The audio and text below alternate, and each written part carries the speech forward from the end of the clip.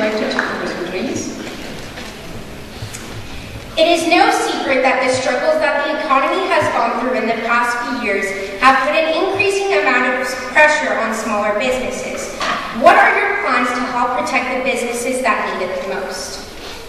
Well, I think part of the bigger challenge is making sure that we have a fair and equitable and balanced tax policy. Let me give you some examples of things that we have done. For instance, for businesses that will hire a veteran, they get a $6,300 tax credit.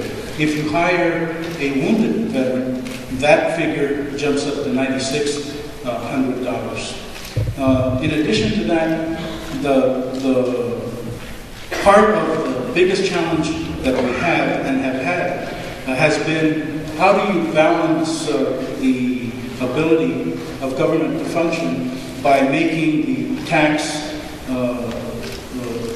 load equitable. That's one of the big issues that we're wrestling with right now.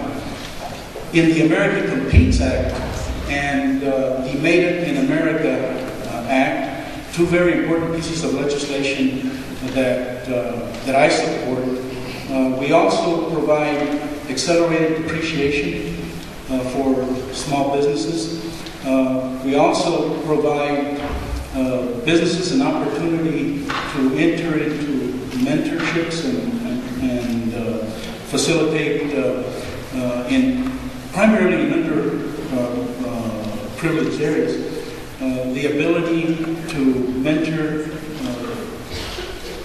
college graduates as they come out of school. So there are a number of different initiatives that we're moving forward on. The small business community drives an economy like ours. 80% of the jobs created here are created by small business. Big priority for me for the last 15 years. Thank you, Congressman.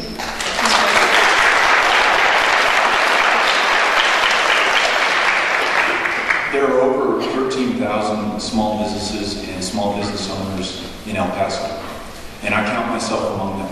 I know what it's like to create a job, to have to live within a budget, to take a calculated risk, and to work with the government regulations, whether they're passed at the local, state, or federal level. And I think that perspective, when you're legislating and you're passing laws and you're thinking about the impact on your community, is critically important.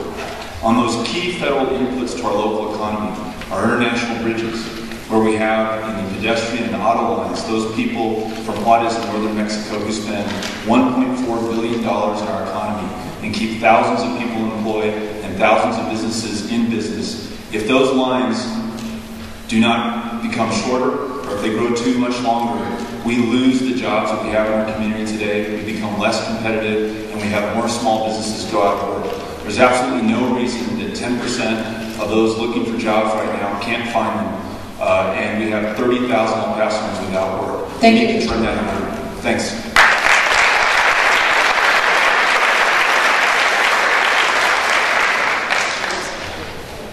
I would stop all tax increases to small businesses for the next 5 years, and this would include local, state, and federal taxes. And this would be considered a tax holiday for all new businesses for 5 years.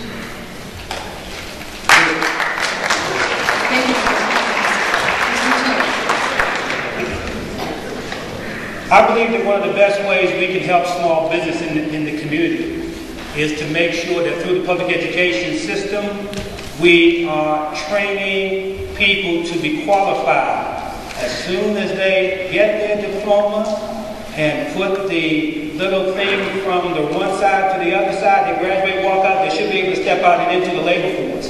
I think we need to build incentives into business legislation that will encourage businesses to step into the classroom to help shape curriculum so that when the student does graduate, the business community will know the skill level and core competencies of the graduating classes and will know that they have a fit for that job vacancy as soon as the person graduates.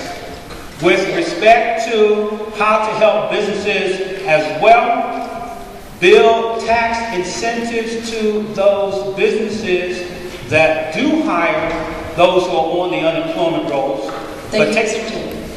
Was that my? Your time's up. Okay, flash that sign. I'm going to put my glasses on.